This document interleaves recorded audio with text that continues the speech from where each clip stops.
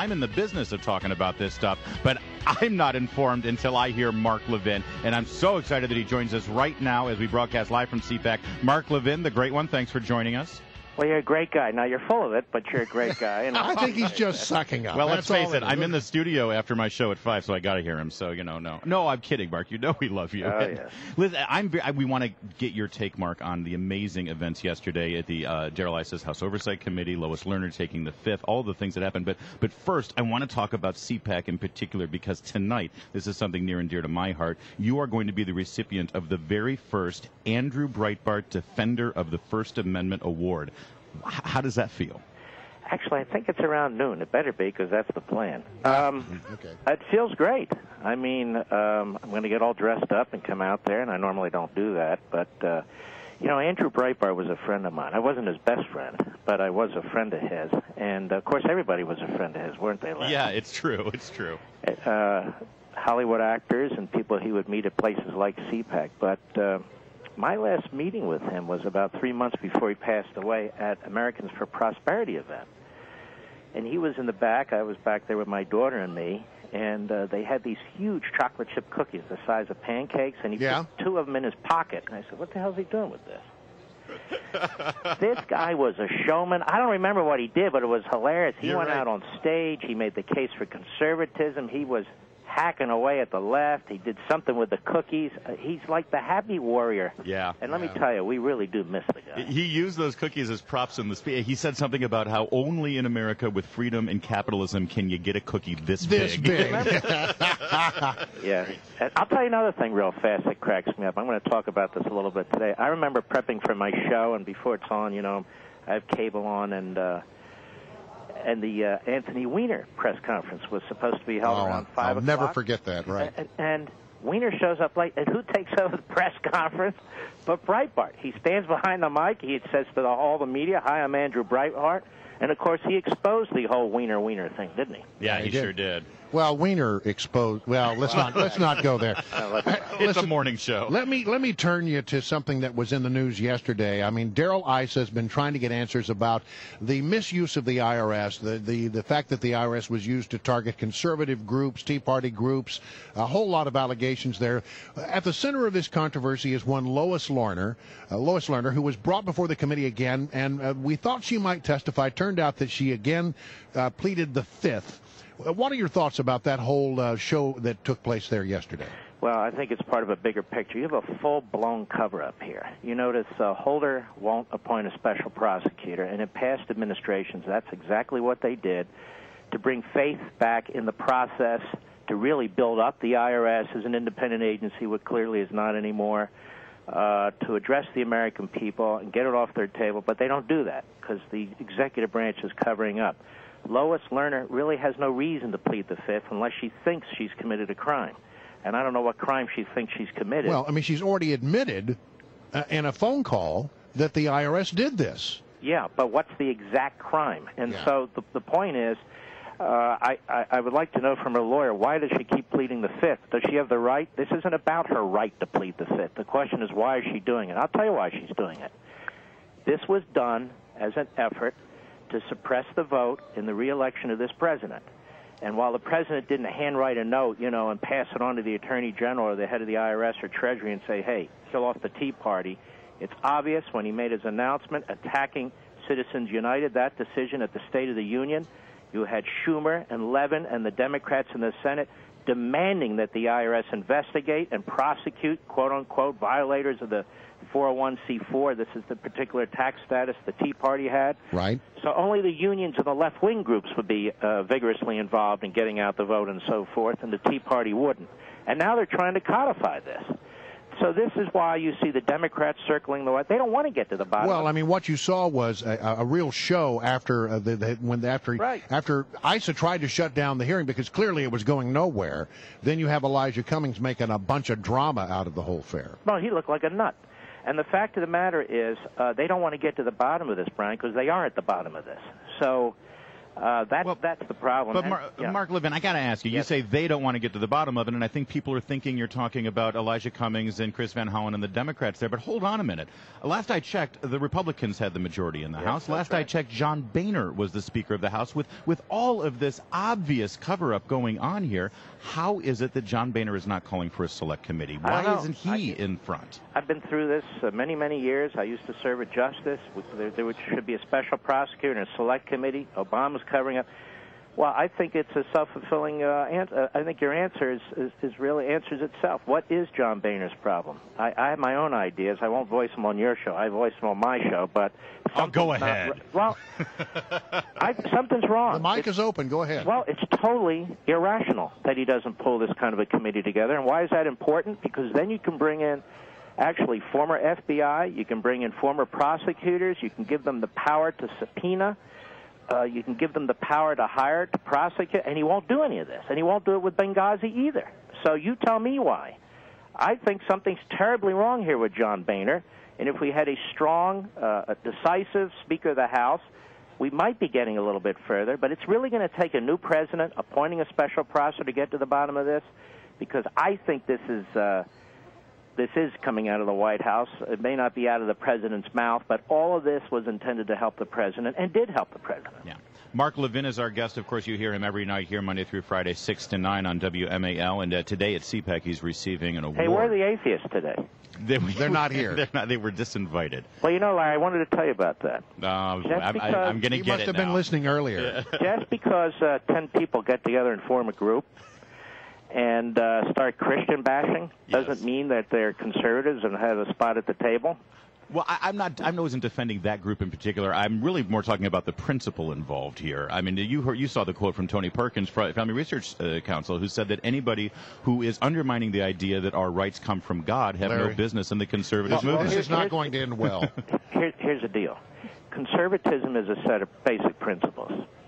So the outliers, the tail doesn't get to wag the dog. This is a private organization. They're trying to pull conservatives together. This isn't big tent republicanism. It's not the Republican convention. It is a conservative political action convention.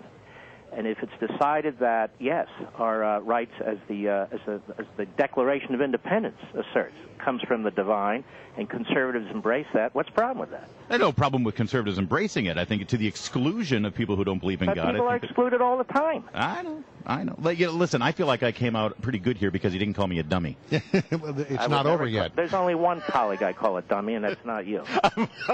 All right, Mark Levin, stay right there. We're going to continue with the great one in just a moment. More Mark Levin straight ahead. Listen, Mark Levin has forgotten more about the law than either of us will ever know, and I got to get his take on what happened in the Senate yesterday with the president's nomination for the Department of Justice. Stay with us, Mark Levin. Right now it's 7:15, and we're live from CPAC down at National Harbor. We'll be broadcasting here tomorrow. Chris Plan will be here today, and joining us right now, Mark Levin, who is going to be here as well. So good to have you here. It's a great honor. I wish I were there in person with you guys. We could have a donut together, have a blast. Well, our producer's off looking for donuts as we speak. We'll save you one. Good lady. Ooh, the donut woman coming. Oh, she just arrived. All right. We'll save one for you, Mark. All right, bro. Listen, talk to me about this confirmation hearing yesterday where you had 7 Democrats jump, not the hearing, the vote, actually, where 7 Democrats jumped on Harry Reid against this guy who defended Mumia, this cop killer up in Philadelphia. You want me to try to say his name? Go ahead and try. I've got it right here, his name. Debo Adebegala. There he is. That wasn't even close. 5 times fast. President Obama wanted to make him the head of the Civil Rights Department of the Department of Justice. First of all, what has happened to the Civil Rights Department at the Department of Justice if this is the kind of guy that they want to spearhead things? Well, first of all, those 7 Democrats are obviously racists, according to Harry Reid. Shame on them. That's number one. Number two, what has happened to the Civil Rights Division? Remember, the President of the United States, out of all the people he could have chosen in the entire United States, lawyers or non-lawyers, chose this guy. Yeah. And this guy, who worked for the NAACP Legal Defense Fund, 30 years after the cop killer was convicted, there's no information whatsoever that this was a miscarriage of justice. He's pushing to have the death penalty removed. And I get calls from, criminal defense lawyers saying, don't you support the Constitution? People have a right to a lawyer. Of course they have a right to a lawyer, but they don't have the right to be the head of the Civil Rights Division of the United States government. Yeah. And this guy has bad judgment. Out of all the things he wanted to do, this is what he wanted to do. But I say it's even worse. The President of the United States personally chose this man. Yes. Eric Holder personally chose this man. Somebody defending a cop killer. And what does that say about the President and the Attorney General? It says a lot. And keep in mind, this Attorney General was managing or senior partner of a law firm that had more lawyers representing more terrorists at Guantanamo Bay than any law firm in America. What do you think it says, though, that 7 Democrats were so nervous about this that they could not support the president on a nomination? I mean, all you needed was 51 votes, and 7 Democrats voted against this nomination. Well, it says to me that at least 7 of them, 5 of them who were not up for re-election, by the way, right, have enough smarts to know that that lawyers who defend cop killers shouldn't be in the highest positions in our government. And why is that so damn controversial? Mark Levin is our guest. We're, of course, broadcasting live from CPAC today. And Mark, we talked about the law. And by the way, let me just say, I don't mean to interrupt. Yeah. That's a hell of a low standard, by the way. Great. We got 7 Democrats to vote against the lawyer who represented a cop killer, right, and they're being praised. Wow, look at them. Look at what? Where's the rest of them, including Virginia's Mark Warner, who is up for re-election? And Virginia's Tim Kaine, yeah, 2 so-called moderates. The moderates in Virginia.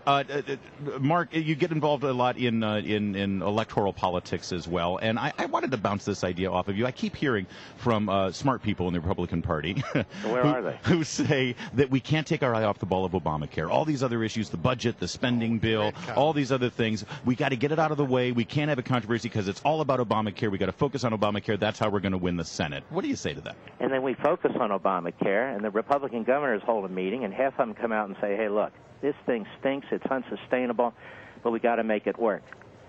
Well, if we focus on Obamacare, and we're not opposed to Obamacare, what are we focusing on exactly? I would love to know which parts of Obamacare they want to get rid of. I know they keep having these votes for repeal, but they don't really mean it.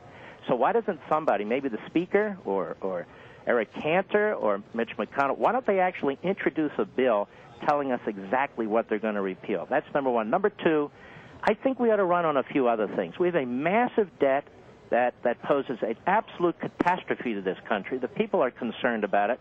How about we talk about that? Here's another one. We have an open border where drug cartels are coming into this country. Phoenix is the 2nd highest rate of kidnappings in the world.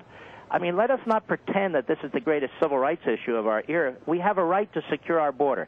There's a number of things they can run on. They can win not only Republicans, they can win those old Reagan Democrats back, but they're not going to do it. All right, Mark Levin, we get him for one more segment. So, Mark, stay with us. We'll be back to you in just a moment. It is 7:21. Our special guest, Mark Levin, who's going to be honored here a little bit later today.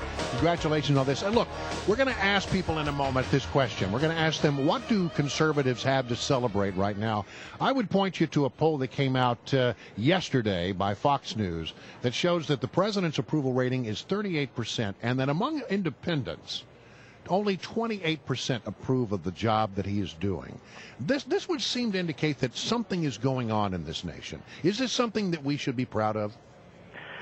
I don't think we should be proud of it. I think that Obama is so bad, and finally the economy is so bad, and what's going on internationally is so bad, that even the drones are starting to notice. And the only question is, will the Republicans nominate another Northeastern liberal Republican and blow it? Or will they nominate somebody who can talk and speak in complete sentences confidently about conservative principles? Because that's the answer: unleashing the economy, securing the sovereignty of the nation, building up the military, addressing the debt, repealing Obamacare, and creating a competitive medical system that drives down prices and offers more choice.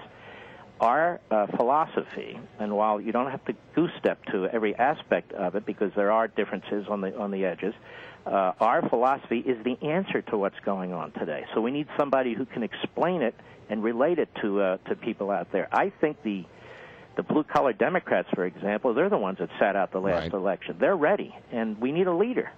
All right, Mark Levin, always great to talk to you. Can't wait to see you here at CPAC. And if you want to see Mark, you can come down to CPAC today as well.